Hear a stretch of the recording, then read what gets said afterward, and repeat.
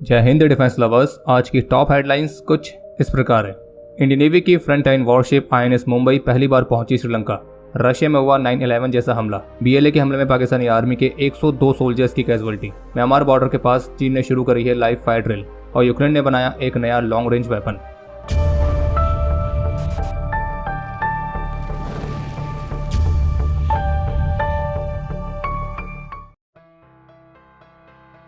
Indian navy की front line worship जिसका नाम है आईएनएस मुंबई, तो यह सोमवार से श्रीलंका की 3 दिन के ऑफिशियल विजिट पर है और इस विजिट के दौरान INS Mumbai Sri Lankan navy vessels के साथ पासेज एक्सरसाइज में भी इंगेज होगी।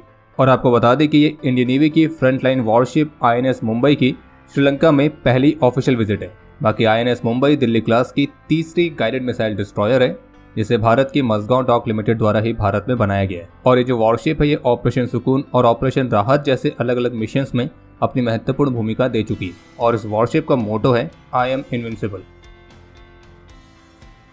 द कीव इंडिपेंडेंट की रिपोर्ट के मुताबिक आज सोमवार के अर्ली मॉर्निंग आवर्स में यूक्रेन के कई सारे शहरों में रशिया द्वारा एक massive missile and drone attack launch किया गया।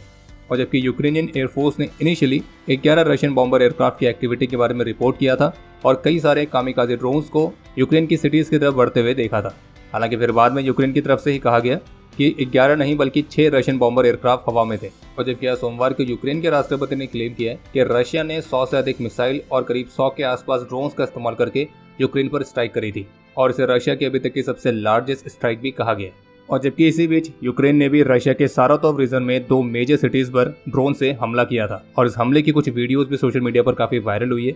और जिसमें से एक वीडियो में आप साफ तौर पर देख सकते हैं कि कैसे एक ड्रोन बहुत तेजी से उड़ते हुए एक 38 मंजिला इमारत से जाकर टकराता है। और इस वीडियो को देखकर हर किसी को 9/11 जैसे हमले की याद आ गई है। बस फर्क इतना है कि 9/11 वाले अटैक में एक एयरलाइनर का इस्तेमाल हुआ था, वहीं इसमें ड्रोन का इस्तेमाल किया गया।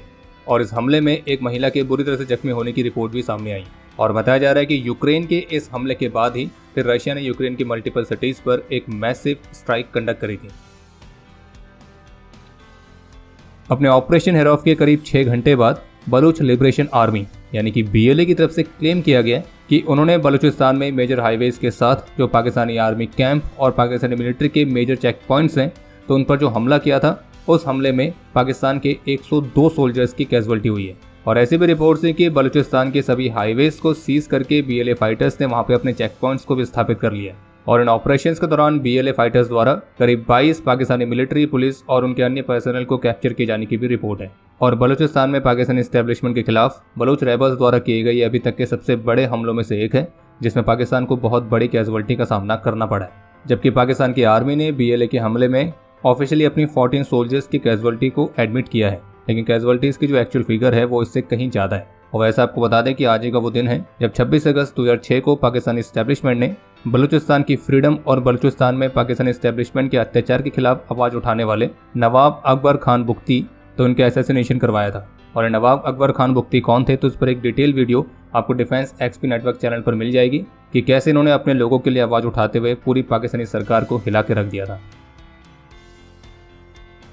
आज सोमवार को चाइना के मिलिट्री की तरफ से कहा गया कि म्यांमार बॉर्डर के पास सिक्योरिटी और स्टेबिलिटी को मेंटेन रखने के लिए उनकी आर्मी यूनिट्स और एयर ग्राउंड पुलिस संयुक्त रूप से मिलकर पेट्रोलिंग्स को कंडक्ट करेगी, क्योंकि म्यांमार में रूलिंग मिलिट्री जुंटा और रेबल फोर्सेस के बीच जो तनाव है वो बढ़ते जा रहा है। और इस दौरान बॉर्डर एरियाज में सिक्योरिटी और स्टेबिलिटी को मेंटेन रखने के लिए चाइनीज आर्मी के ट्रूप्स की एबिलिटी को भी टेस्ट किया जाएगा कि वे कितनी तेजी से मूव कर सकते हैं, कैसे ब्लॉक कर सकते हैं, कंट्रोल कर सकते हैं और मिलकर स्ट्राइक कर सकते हैं।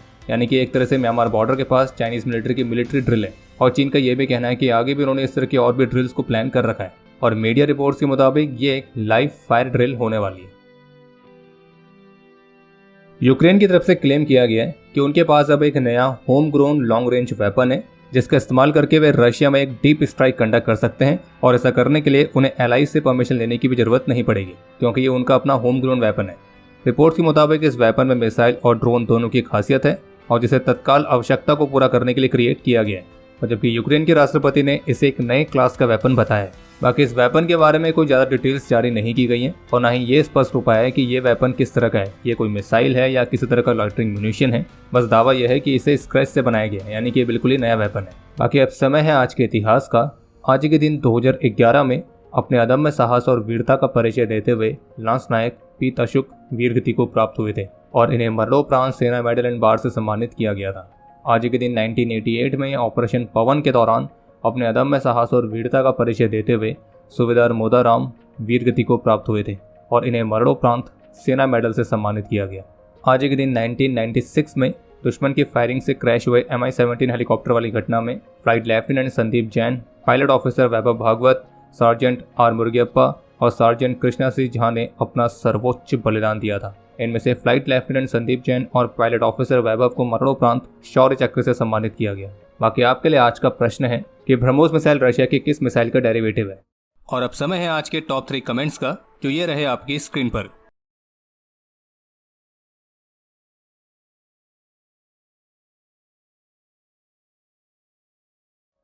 तो हमारे आज के इस एपिसोड के लिए इतना ही। उम्मीद है आपको एपिसोड पसंद आया होगा। पसंद आए तो वीडियो को लाइक जरूर करें। कोई भी सुझाव या सवाल हो तो उसके लिए कमेंट सेक्शन ओपन है। और बाकी अगर आपको मिलिट्री से संबंधित और भी एक्सक्लूसिव कंटेंट में दिलचस्पी है तो आज ही डाउनलोड करें डिफेंस स्क्वाड की सुपर ऐप। बाकी अगर आप चैनल पर पहली बार आए हैं तो सब्सक्राइब जरूर करें। हम जल्दी मिलेंगे नए एपिसोड के साथ, तब तक के लिए